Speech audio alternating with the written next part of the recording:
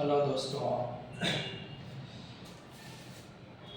विद्या unique YouTube channel पर आपका स्वागत है। आज मैं इस वीडियो के जरिए जानेंगे मानव श्वसन तंत्र के बारे में। मानव श्वसन तंत्र के बारे में जानेंगे, यानी ह्यूमन रेस्पिरेटरी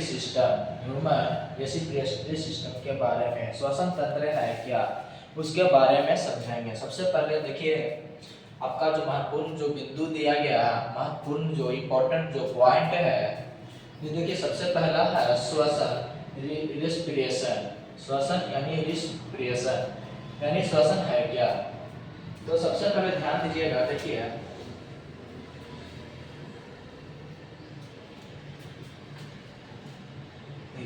श्वसन कार्बन डाइऑक्साइड व ऑक्सीजन का विनिमय जो पर्यावरण से करता है। विनिमय किससे होता है? पर्यावरण से। रक्त और कोशिकाओं के मध्य होता है, यानी जो विनिमय जो करता है पर्यावरण से, कार्बन डाइऑक्साइड और ऑक्सीजन, ये दोनों जो होता है रक्त और कोशिका के बीच में होता है। किसके बीच में होता है? तो होता है रक्त और कोशिका के बीच में, को श्वसन कहा जाता है। और इसी को हम कहते हैं श्वसन। इसी को क्या कहते हैं? श्वसन। देखिए, रक्त O2 युक्त शुद्ध वायु को कोशिकाओं तक पहुंचाता है। रक्त O2 जो है, यानी ऑक्सीजन जो है, यानी जो शुद्ध वायु है, उसको पहुंचाने के काम करता है कोशिका तक। उसको पहुंचाने के काम करता है कोशिका तक। तथा कोशिकाओं द्वारा उत्सर्जित, जो कोशिका द्वारा जो उत्सर्जित होता, उत्पन्न होता है कार्बन डाइऑक्साइड, उसका परिवहन कर फेफड़ों के द्वारा वायुमंडल में छोड़ता है। फेफड़ों के द्वारा वायुमंडल में छोड़ता है। जैसे हम लोग जो श्वसन लेते हैं, सांस लेते हैं, वो ऑक्सीजन गैस लेते हैं और छोड़ते हैं कार्बन डाइऑक्साइड गैस। और कार्बन डाइऑक्साइड जो छोड़ते हैं हम लोग फेफड़ों के द्वारा छोड़ते हैं। किसके द्वारा छोड़ते हैं? फेफड़ों के द्वारा। अगला है मानव श्वसन तंत्र, ह्यूमन रेस्पिरेटरी सिस्टम। इसके बारे में समझेंगे। मानव में श्वसन तंत्र 3 भागों में विभक्त होता है। मानव में जो श्वसन तंत्र है उसे 3 भागों में बांटा गया है। कितने भागों में बांटा गया है? तो 3 भागों में बांटा गया है। पहला है ऊपरी श्वसन तंत्र, दूसरा है निचली श्वसन तंत्र। तो सबसे पहले जानेंगे ऊपरी श्वसन तंत्र के बारे में। इसमें मुख्य रूप से क्या होता है? नसिका होता है, मुख होता है, ग्रसनी होता है, स्वर यंत्र आदि सम्मिलित होते हैं। यानी जो ऊपरी जो श्वसन तंत्र है वो नसिका होता है, हमारा जो मुख्य है, मुंह है, वो आता है ऊपरी श्वसन तंत्र में, ग्रसनी है, और स्वर यंत्र जो ये कंठ है, यानी इसी कंठ की जो कंठ है, यानी उसी को बोला जाता है स्वर यंत्र। उसे क्या बोला जाता है? स्वर यंत्र। और निचली जो श्वसन तंत्र है, इसमें श्वसन नली होता है, यानी श्वास नली होता है। ये जो है श्वास नली है, और ये है जो ग्रसिका है। और ये ग्रसिका श्वास नली जो जुटता है उसी को कहते हैं स्वर यंत्र। तो ये श्वास नली है। दूसरा है फेफड़ा। दूसरा क्या है? फेफड़ा। और तीसरा है श्वसनी यानी ब्रोंकाई एवं श्वसनिका, यानी ब्रोनिकिओल, कुपिका आदि सम्मिलित होते हैं। यानी इसमें एक कुपिका भी होता है, जो कि देखिए उसका कुपिका का जो फिगर है उसके दिखाता हूँ कि कुपिका कैसा होता है। देखिए, ध्यान से देखिएगा। देखिए यहाँ पर देखिएगा, ये जो है श्वास नली है,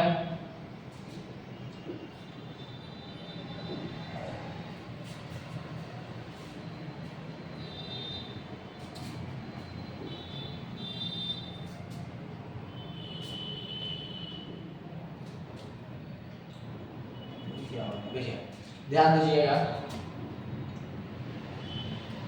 ये श्वास नली है, ये ग्रसनी है, और ये ग्रसनी जो है ये और ये दोनों मिलता है, यही है कंठ, यानी ये जो है यही है स्वर यंत्र।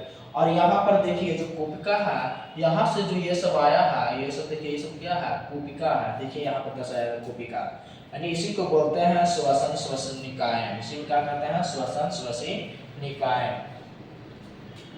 आगे ध्यान दीजिएगा,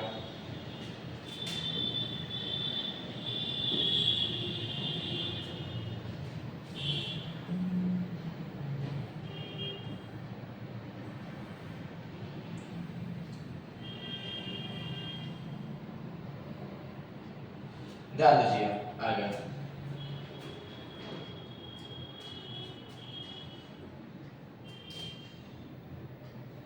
ध्यान दीजिएगा, तीसरा नंबर में है श्वसन मांसपेशियों में मुख्य रूप से मध्यपट, उसी को मध्यपट को ही हम कहते हैं डायफ्राम। यानी श्वसन मांसपेशियों में मुख्य रूप से क्या आता है, तो मुख्य रूप से डायफ्राम आता है, और इसके संकुचन से वायु फेफड़ा में प्रविष्ट होती है और तथा शिथिलन द्वारा बाहर निकल जाती है। तो संकुचन होता है, जब डायफ्राम संकुचन होता है तो वायु अंदर आता है, और जब वह क्या होता है, शिथिलन होता है, तो शिथिलन होता है तो वायु बाहर निकल जाता है, यानी फेफड़ा के द्वारा बाहर निकल जाता है। तीसरा नंबर में है श्वसन क्रिया। श्वसन की प्रक्रिया हम उसके बारे में जानेंगे। यह 2 स्तरों पर संपादित होती है। कितने स्तर पर संपादित होती है, 2 स्तर पर। पहला है बाह्य श्वसन, दूसरा है आंतरिक श्वसन। पहला है बाह्य श्वसन, दूसरा है आंतरिक श्वसन। आगे देखिएगा चौथा नंबर में, आंतरिक श्वसन में गैसों का विनिमय कैपिलरी में प्रवाहित रक्त तथा ऊतकों के मध्य मिश्रण के माध्यम से होता है। किसके माध्यम से होता है, क्या आंतरिक श्वसन में गैसों का जो विनिमय किया जाता है कैपिलरी में प्रवाहित रक्त, जो कैपिलरी में जो प्रवाहित रक्त होता है उसके द्वारा, तथा ऊतकों के मध्य में जो मिश्रण के माध्यम से होता है। किसके माध्यम से होता है, तो ऊतकों के मध्य में जो मिश्रण होता है उसके माध्यम से होता है। 5वां नंबर में करा घाटी ढक्कन, इसी को बोलते हैं एपिग्लॉटिक्स। इसी को बोलते हैं एपिग्लॉटिक्स, यानी घाटी ढक्कन। यह सुनिश्चित करती है कि वायु श्वास नली में ही जाए तथा भोजन आहार नली में ही जाए। यानी इसका जो काम है, घाटी ढक्कन का काम है कि जो भोजन करते हैं, तो भोजन जो करते हैं उसको जहां पर जाना चाहिए वहीं पर वो ले जाने के काम करता है एपिग्लॉटिक्स, और जहां पर वायु जाना चाहिए उसी वहां पहुंचाने का, यानी दोनों को अलग अलग जो बांटा गया ताकि न कि भोजन के साथ ही वायु चला जाए और वायु वाला में भोजन चला जाए, इस तरह से नहीं होने देता है, वो है एपिग्लॉटिक्स। इसी के कारण भोजन अपना जगह पर जाता है और वायु अपना जगह पर जाता है। 6ठा नंबर में है ग्रसनी व श्वास नली को जोड़ने वाली रचना कंठ कहलाती है। अभी बताए थे कि जो ग्रसनी है और जो श्वास नली है जुटता है उसी को कहते हैं कंठ, और कंठ को हम दूसरा नाम है स्वर यंत्र। उसी से आवाजें सही से निकलती है, उसी के द्वारा आवाजें निकलती है। यह 9 उपस्थियों से बना होता है। कंठ जो है कितने उपस्थि से बना होता है, 9 उपस्थि से। श्वास नली सदैव खुली रहती है। श्वास नली जो हमेशा खुला रहता है तथा चिपकती नहीं है, ये हमेशा खुला रहता है, कभी भी ये चिपक नहीं सकती। अगर चिपक जाएगा तो दिक्कत हो जाएगा, हम लोगों को श्वास लेने में दिक्कतें आ जाएगी, प्रॉब्लम आ जाएगी। क्योंकि इसकी भित्ति में सी आकार की उपस्थिति के छल्ले पाए जाते हैं। इसकी उपस्थिति जो श्वास नली जो होता है, ये जो नली है इसमें देखिएगा इस तरह का सी आकार का होता है, यानी इसकी जो आकृति होती है सी टाइप की होती है। श्वास नली 7वां नंबर में है, श्वास नली सदैव खुली रहती है। श्वास नली हमेशा खुला रहेगा, तो चिपकती नहीं है, तो अभी बता दिया है। अगला ध्यान दीजिएगा,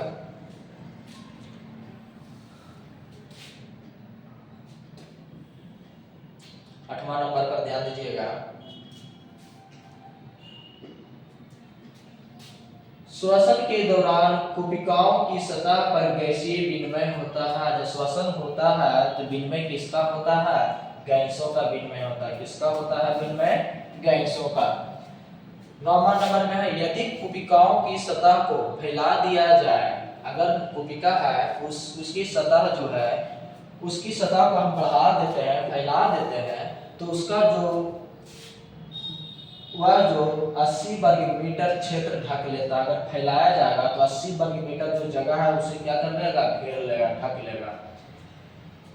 10वां नंबर में है, श्वसन प्रक्रम में ग्लूकोज जैसे जटिल कार्बनिक यौगिकों का विखंडन होता है। यानी श्वसन प्रक्रम होता है जिसमें श्वसन होता है, उसमें उस समय ग्लूकोज जैसे जो जटिल कार्बनिक जो यौगिक है उसे क्या करता है? विखंडन करता है यानी तोड़ता है, जिससे एटीपी का उपयोग कोशिका में होने वाली अन्य क्रियाओं को ऊर्जा प्रदान करने के लिए किया जाता है।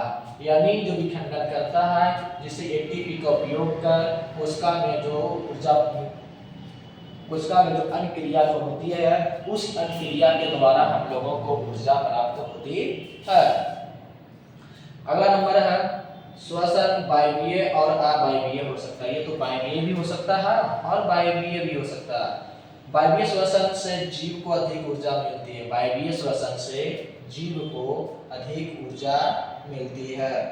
अब आगे समझेंगे, विस्तृत विवरण इसकी पूरी जानकारी लेंगे, पूरी लंबा समय यानी लॉन्ग मेथड द्वारा, लॉन्ग विधि द्वारा जानेंगे विस्तृत रूप में। देखिए ध्यान दीजिएगा, श्वसन के बारे में सबसे पहले जानेंगे, श्वसन के बारे में विस्तारित रूप में। देखिए, कोशिकाओं को अपनी विभिन्न क्रियाओं के संपादन हेतु ऊर्जा की आवश्यकता होती है। कोशिकाओं के अपनी विभिन्न क्रिया हेतु ऊर्जा की आवश्यकता होती है। किसकी आवश्यकता होती है? ऊर्जा की।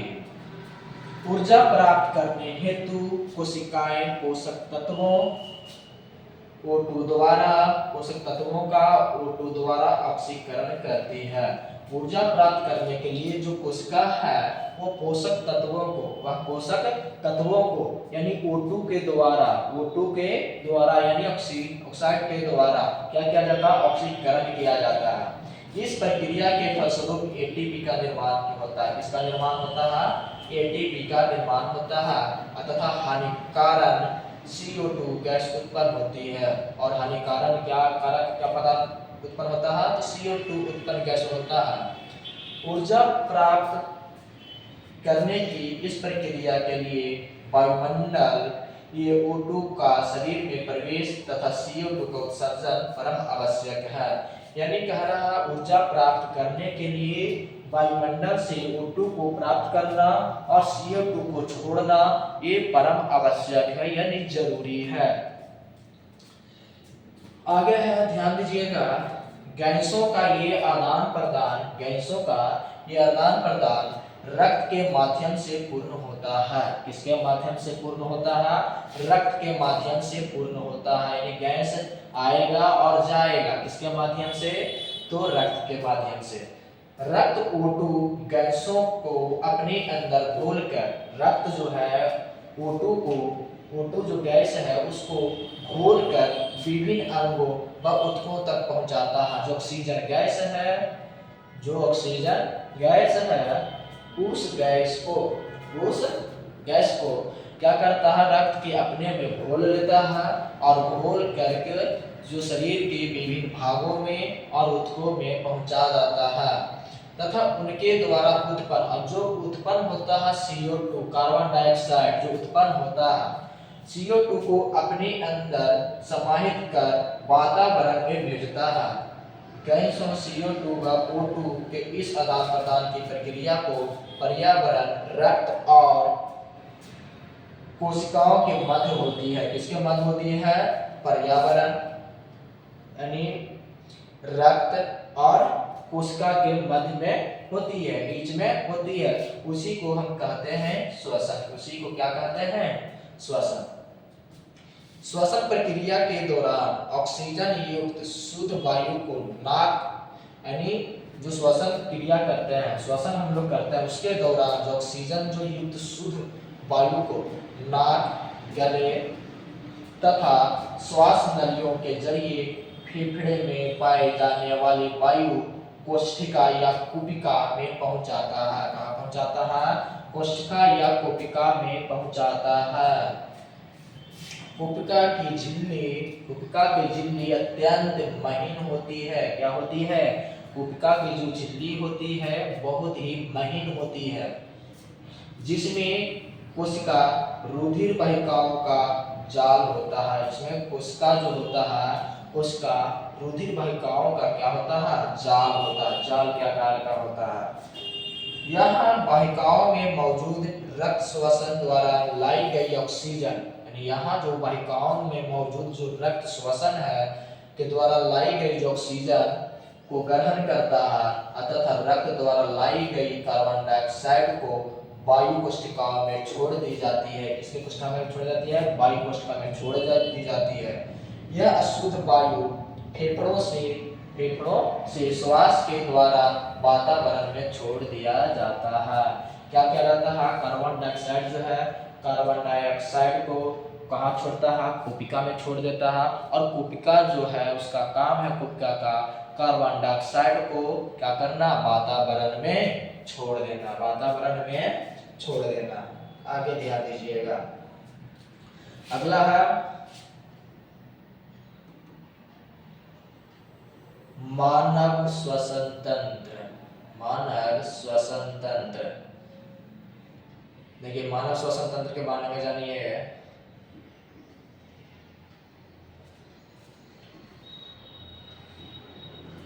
मानव श्वसन तंत्र, देखिए मानव में मुख्य रूप से श्वसन तंत्र को 3 भागों में बांटा गया है।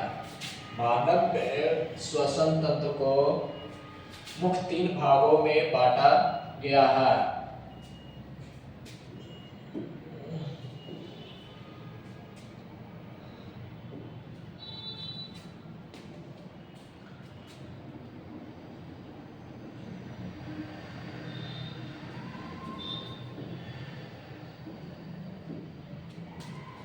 देखिए पहला क्या है? देखिए ये जो दिया गया है श्वसन के बारे में, पहला देखिए नासा द्वार है, यानी ये नासा द्वार यानी यहाँ से आपका श्वास जाएगा, गैस वायु यानी ऑक्सीजन। ये मुख गुहा है, मुख्य है। ये ग्रसनी है, ये ग्रसनी है। ये कंठ है। श्वास नली, ये उपास्थि वलय है। क्या है? उपास्थि वलय है, जो सी आकार का होता है। देखिए इस तरह का सी आकार का है, देख रहा है? दिख रहा है? ये सी आकार के इस तरह का है। देखिए यहाँ से ये सी आकार का होता है। और यहाँ पर देखिए ये जो है श्वसनी है। ये क्या है? श्वसनी है। और ये जो है आपका ये कुपिका है। ये जो पतला पतला दिख रहा है, महीन दिख रहा है, ये क्या है? कुपिका है। क्या है? कुपिका है या कोशिका बोलते हैं। और ये जो है फेफड़े का जो ये जो पसली है, पसली के जो अंदर में दिख रहा है ये पिंक कलर का, ये क्या है? फुसफुस है। और ये जो है पसली है। क्या है? ये सब पसली है। और देखिए श्वसनिका जो यही जो है श्वसनिका है, यानी कुपिका है, यानी इसी कुपिका को हम लोग कहते हैं। देखिए यहाँ पर देखिए ये क्या है? ये क्या है? ये तो श्वसनिका है। और कुपिका कोश ये है, यानी ये सब जो है कुपिका कोश है। ये सब क्या है? कुपिका कोश है। और ये यहाँ पर देखिए यही डायफ्राम के द्वारा होता है, जिसमें बताया था डायफ्राम के द्वारा आदान प्रदान होता है गैसों का। यही डायफ्राम है, इसी के द्वारा होता है। आगे ध्यान दीजिएगा। ऊपरी श्वसन तंत्र के बारे में जानेंगे।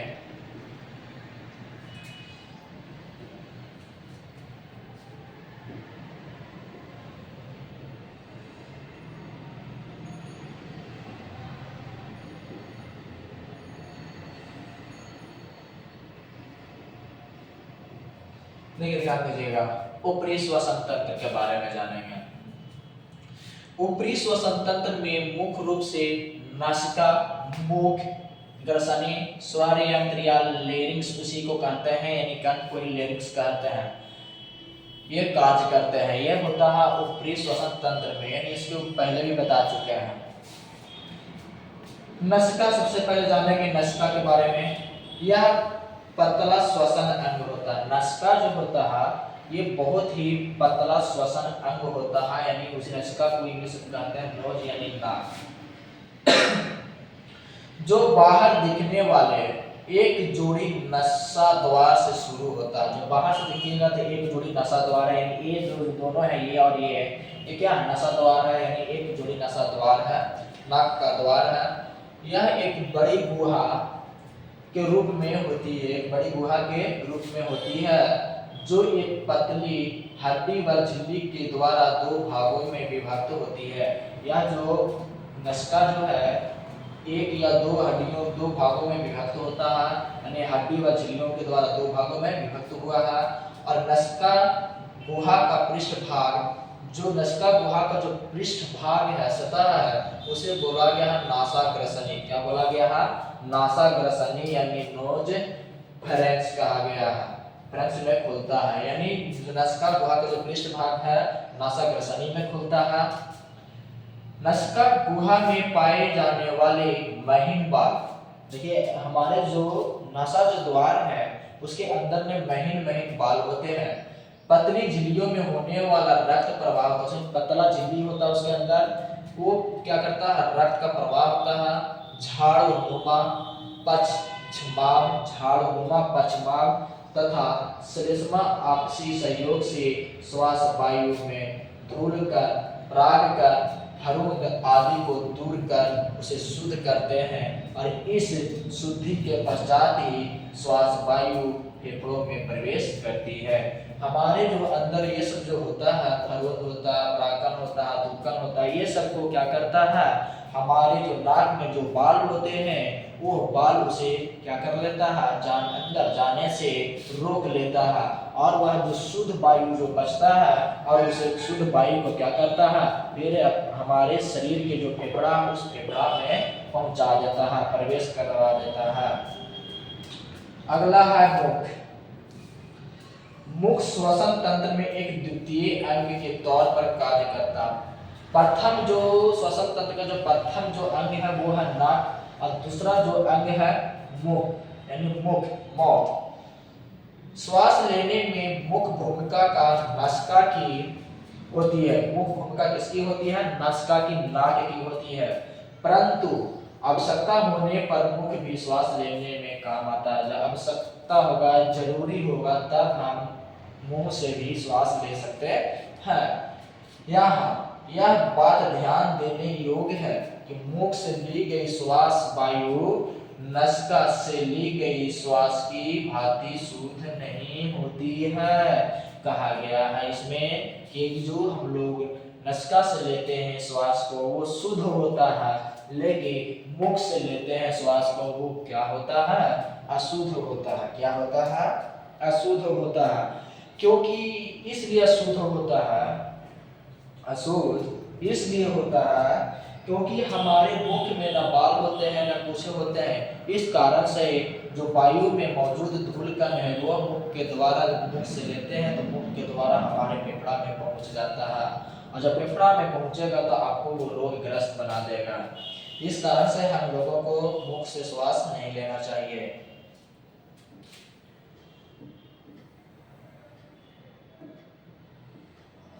आगे है ग्रसनी। ग्रसनी के बारे में समझेंगे। ग्रसनी, ग्रसनी एक पेशीय चिमनी नुमा संरचना है। आप लोग भट्ठा देखे होंगे, भट्ठा कैसा होता है? चिमनी, उसी को कहते हैं चिमनी। उसी के आकार का ग्रसनी भी होता है, जो नासिका गुहा के पृष्ठभाग से आहार नाल के ऊपरी भाग तक फैली हुई है। यही जो चिमनी है, यही जो ग्रसनी है, आपके नासिका गुहा के पृष्ठभाग से जो आहार नाल का जो ऊपरी भाग है वहां तक ये फैला रहता है, जुड़ा रहता है। ग्रसनी को तीन भागों में विभक्त किया गया है। पहला है नासाग्रसनी, दूसरा है मुख ग्रसनी, और तीसरा है ग्रसनी या कंठभूषणी, यानी तीसरा कंठ है यानी ग्रसनी। पहले देखिए नासाग्रसनी, यानी नाक के जो द्वारा है उसे नासाग्रसनी कहते हैं। मुखाग्रसनी जो मुख के द्वारा जो आगे जुटा है वो, और एक कण, वो तीनों एक जगह जाकर के मिला है, उसी को बोला गया है ग्रसनी, उसी को बोला गया है ग्रसनी। तीनों मिलता है तो एक कंठ का निर्माण करता है, यानी तीनों एक कंठ के जगह पर मिलता है। नासाग्रसनी नसिका गुहा के पृष्ठ भाग में पाए जाने वाला ग्रसनी का प्रथम भाग है। नासाग्रसनी जो है नसिका गुहा का पृष्ठ जो भाग है में पाए जाने वाला जो ग्रसनी का प्रथम भाग है कौन है, पहला भाग कौन है, तो पहला भाग है नासाग्रसनी।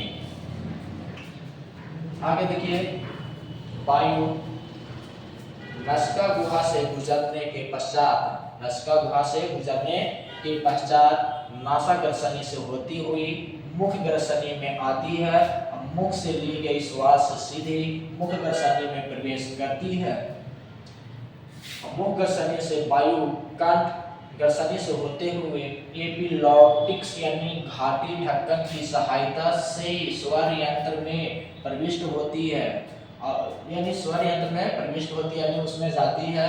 फिर उसके बाद घाटी ढक्कन, जो घाटी ढक्कन है एपिग्लॉटिक्स है, जो प्लेनुमा लोचदार उपास्थि, एक उपास्थि होता है, प्लेनुमा लोचदार होता है संरचना है, जो श्वास नली एवं आहार नली के मध्य एक के स्विच का कार्य करता है। इसका कार्य करता है, स्विच का कार्य करता कौन, प्लेनुमा लोचदार जो उपास्थि है, स्विच का काम करता है, बंद चालू करने का काम करता है।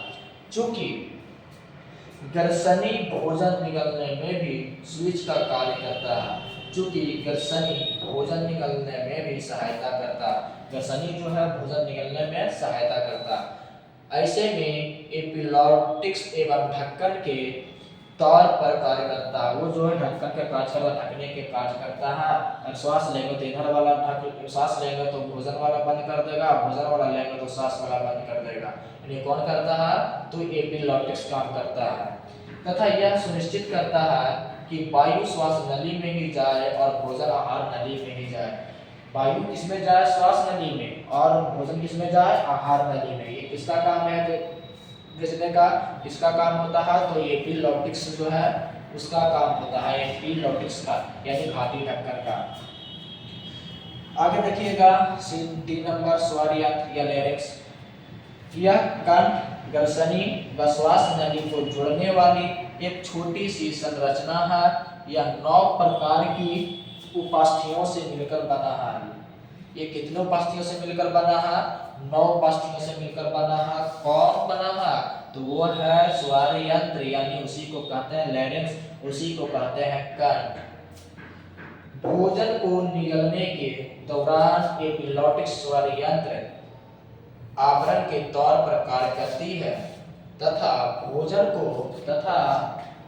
को स्वर यंत्र में जाने से रोकती है, भोजन को स्वर यंत्र में जाने से रोकती है। और स्वर यंत्र में स्वर यानी रज्जु नामक विशेष संरचनाएं पाई जाती है। स्वर रज्जु श्लेष्मा झिल्ली होती है, स्वर रज्जु क्या होती है, श्लेष्मा झिल्ली है, जो हवा के बहाव से कपी पैदा कर अलग अलग तरह की ध्वनियां उत्पन्न करती है। यही जो है, जो स्वर रज्जु जो है वो हवा के बहाव से, हवा जब जाती है तो कपी करता है, पैदा करता है, और उस पैदा होने से ध्वनि उत्पन्न होती है। क्या उत्पन्न होती है, ध्वनि उत्पन्न होती है। आगे ध्यान दीजिएगा, निचला श्वसन तंत्र, इस श्वसन तंत्र के बारे में जान गया। अब निचली श्वसन तंत्र के बारे में जानेंगे। निचली श्वसन तंत्र, देखिए ध्यान दीजिएगा, निचले श्वसन तंत्र में मुख्यतः क्या क्या होता है उसके बारे में जानेंगे। पहला है श्वास नली, दूसरा है श्वसनी या ब्रोंकाई या श्वसनिका, जिसको हम कहते हैं कुपिका, ब्रोंकाई यानी कुपिका, तथा फेफड़ा कार्य करता है।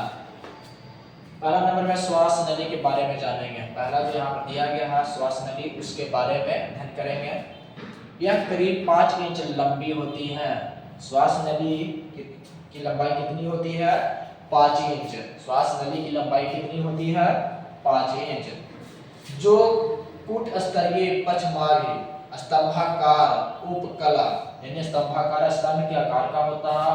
उपकला होता है द्वारा रेखित सी आकार के उपस्थित छल्ले से बनी होती है। यानी जो ये है क्या स्तंभ के आकार का है, खड़ा रहता है ये स्तंभ के आकार का, इसमें जो है सी रचनाएं होती है, सी आकार की होती है। ये छल्ले श्वास नली को आपस में चिपकने से रोकता है। यही जो सी आकार है वो आपस में श्वास नली जो है आपस में चिपकने से क्या करता है, रोकता है तथा इस सदैव खुला रखता है, इसे सदैव क्या रखता है, खुला रखता है। श्वास नली स्वर यंत्र को ब्रोंकाई यानी श्वसनी से मिलती है। श्वास नली किससे मिलती है, ब्रोंकाई से मिलती है तथा श्वास को गर्दन से यानी गर्दन जो है गर्दन से पक्ष स्थल तक पहुंचता है। वक्ष गुहा में पहुंचकर श्वास नली दाहिनी तथा बाईं ओर दो भागों में विभाजित हो अपनी तरफ के फेफड़े में प्रविष्ट हो जाती है। यानी दो, एक बाईं होता है, एक बाईं और दूसरा दाईं होता है और बाईं और दाईं में विभक्त होता है और वो अपनी तरफ के फेफड़ा में प्रविष्ट करता है। सिर्फ एक जो जिस तरफ फेफड़ा होता है, अब जो फेफड़ा जिस तरफ वायु जाना चाहिए उसी तरफ वो भेजने का काम करता है।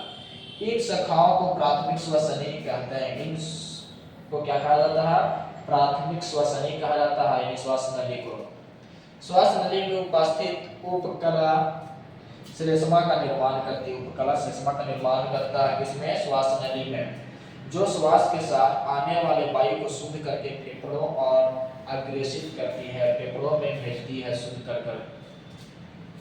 आगे है ध्यान दीजिएगा, श्वसनी यानी ब्रोंकाई कहते हैं, उसी को ब्रोनिकोल कहते हैं।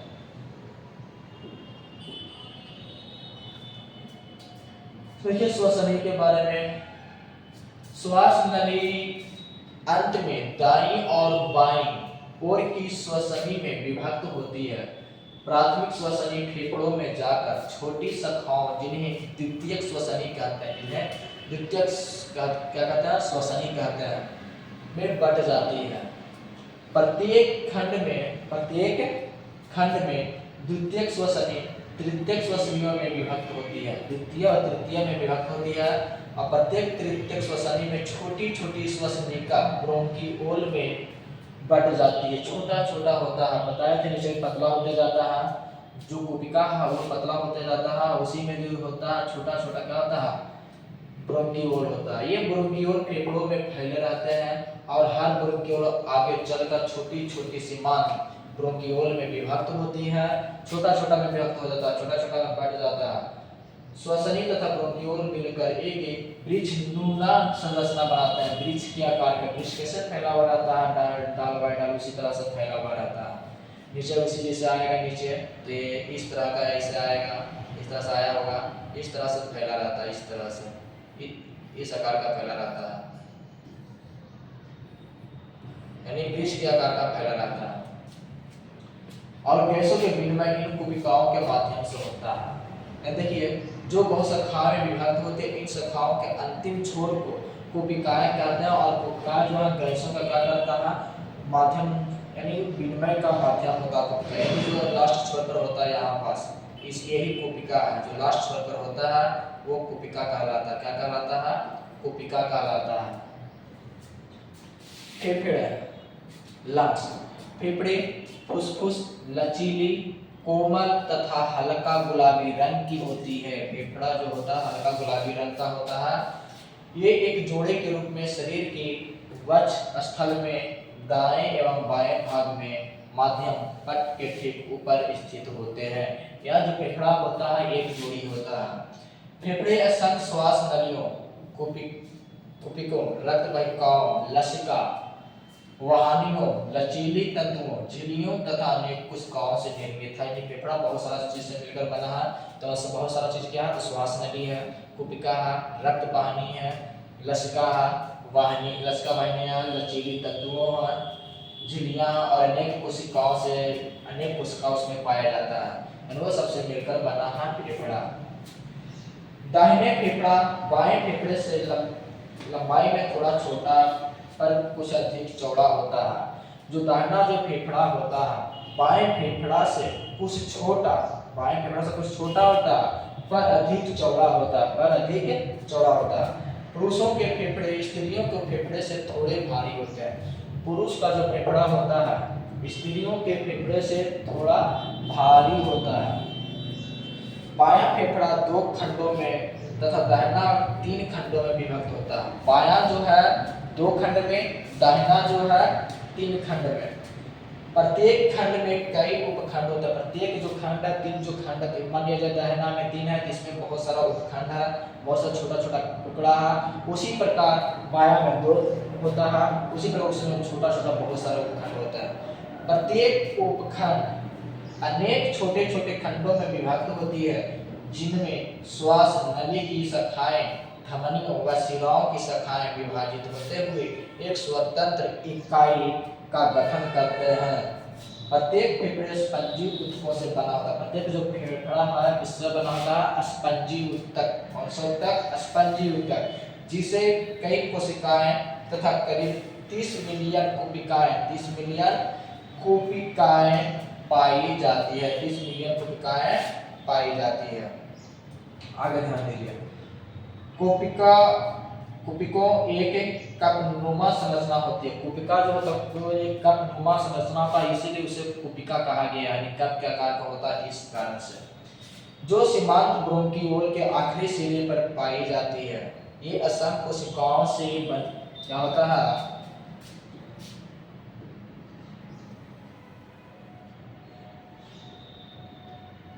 ये असंख्य कोशिकाओं से घिरा रहता है। कोशिकाओं में सल्की उपकला, यानी कोशिकाओं में, यानी जो कोशिका है उस कोशिका में सल्की उपकला की पत्तियां पाई जाती है। क्या पाई जाती है? सल्की उपकला की पत्तियां पाई जाती है। किसमें? कोशिका में। जो कोशिका में प्रवाहित रुधिर से गैसों के विनिमय में मदद करता है, गैसों के विनिमय में मदद करता है सल्की उपकला जो पत्तियां है। अब है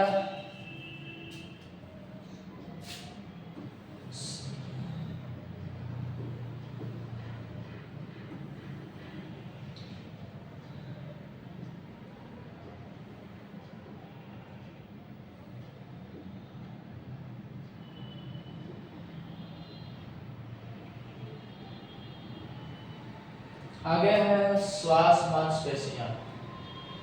फेफड़ों में गैस विनिमय हेतु कुछ मांसपेशियों की आवश्यकता होती है। श्वास मांसपेशियां यानी फेफड़ों में जो गैसों का विनिमय होता है, उस विनिमय के दौरान कुछ मांसपेशियों की आवश्यकता पड़ती है। ये मांसपेशियां श्वास को लेने व छोड़ने में मदद करती है। वही जो मांसपेशी जो आवश्यकता होता है, वह जो मांसपेशी जो गैसों को लेने और छोड़ने में क्या करता है? मदद करता है। क्या करता है? मदद करता है। मुख्य रूप से श्वसन के लिए मध्य पार्ट यानी डायफ्राम उत्तरदायी है। श्वसन के लिए सबसे उत्तरदायी क्या है? डायफ्राम। उस समय भी बताए थे कि डायफ्राम के कारण ही श्वसन ले सकते हैं और श्वसन को छोड़ सकते हैं, यानी सांस लेना और सांस छोड़ना। आगे ध्यान दीजिए। मध्यपट कंकाल पेशी से बनी हुई एक पतली चादरनुमा, पतली चादरनुमा संरचना है जो वक्षस्थल की सतह पर पाई जाती है। मध्यपट के संकोचन से वायु नसिका से होती हुई फेफड़ों के अंदर प्रविष्ट होती है। फेफड़ा के अंदर क्या होता है? प्रविष्ट हो जाता है। तथा शीतलन से वायु फेफड़ों से बाहर निकलती है। यानी जब संकुचन होगा तब क्या होगा? मध्यपट जब संकुचन होगा तब गैसों का प्रविष्ट होगा, और जब शीतलन होगा तो गैसों का क्या होगा? बाहर निकलेगा। क्या होगा? गैस बाहर निकलेगा। इनके अतिरिक्त पसलियों में विशेष प्रकार की मांसपेशियां पाई जाती हैं। यानी इसके अलावा ये सबके अलावा जो डायफ्राम है, ये सबके अलावा पसलियां पाई जाती हैं, और उस पसलियों में मांसपेशियां पाई जाती हैं। जो मध्य पट्ट को संकोचन व शीतलन में मदद करता है।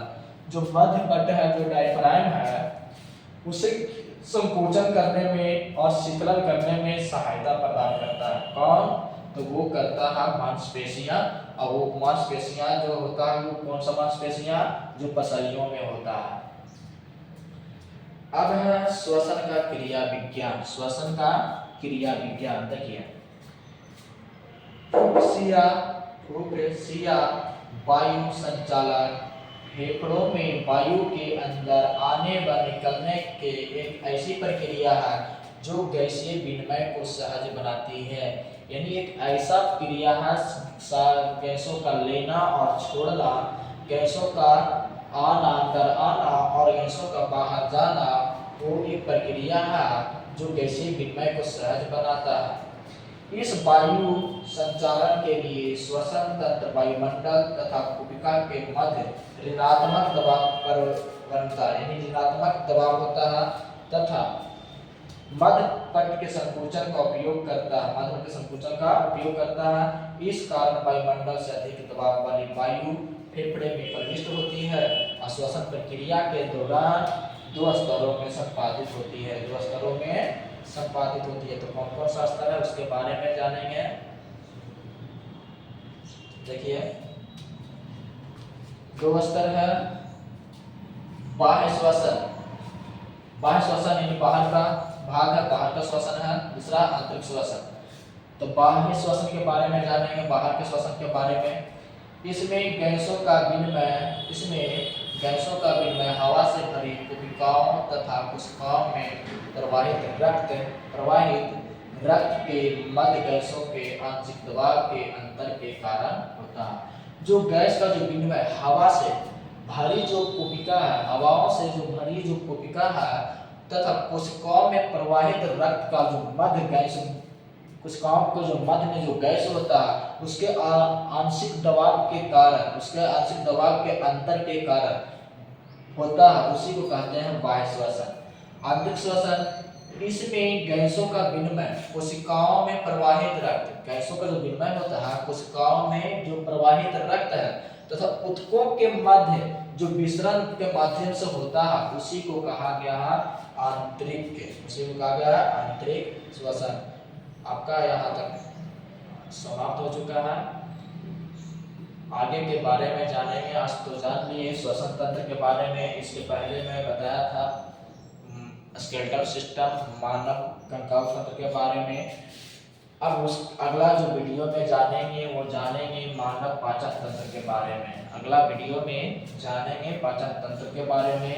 अगर वीडियो आप लोगों को अच्छा लगा हो तो इस वीडियो को क्या करें, शेयर करें, लाइक करें और इस चैनल को सब्सक्राइब करना न भूलें। Thank you.